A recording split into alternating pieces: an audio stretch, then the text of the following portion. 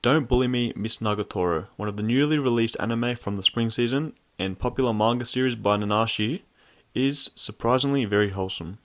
The premise is pretty simple. The main character, who is mostly called Senpai throughout the show, is presented as an awkward and shy guy, and he's picked on by a younger, very aggressive and attractive girl, Nagatoro. The interactions start once Nagatoro notices Senpai sitting quietly in the library, while she and her friends are there being very loud. She becomes intrigued as she sees his drawing abilities and shy nature. While this may seem like every introvert's dream, it's far from it, as she proceeds to press this man to literal tears. After this, it's shown that Senpai is a member of the art club, and the now interested Nagatoro constantly messes with him and annoys him every day. We see their relationship grow and change through many unique and flirty scenarios that are in every episode. We are shown that Senpai has been bullied before and he usually just hides it until it stops, as he is unable to stand up for himself, but through Nagatoro's consistency, she proved to be a big problem for him.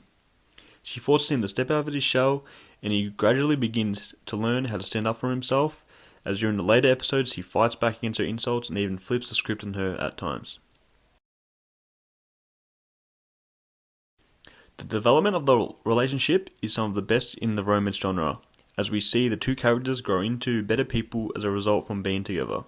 They both bring out the best of each other, and she's able to become more sensitive to people, and Senpai is able to become more confident and be able to stand up for himself.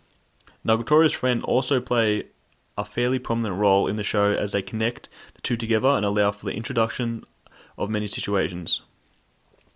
They join Nagatoro with annoying Senpai, but also become friends with him and are a great addition to the main two, especially Yoshi.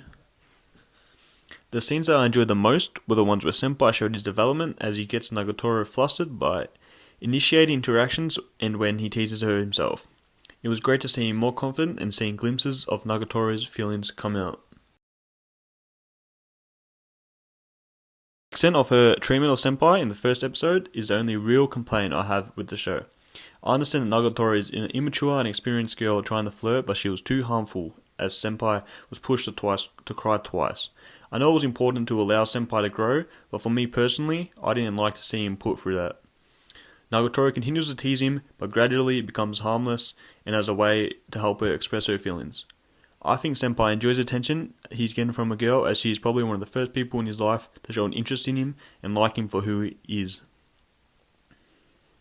This is an anime I highly recommend to watch for entertainment, and even if the story isn't too deep, it has great underlying messages and portrays the great development of a relationship between high schoolers that is wholesome and cute.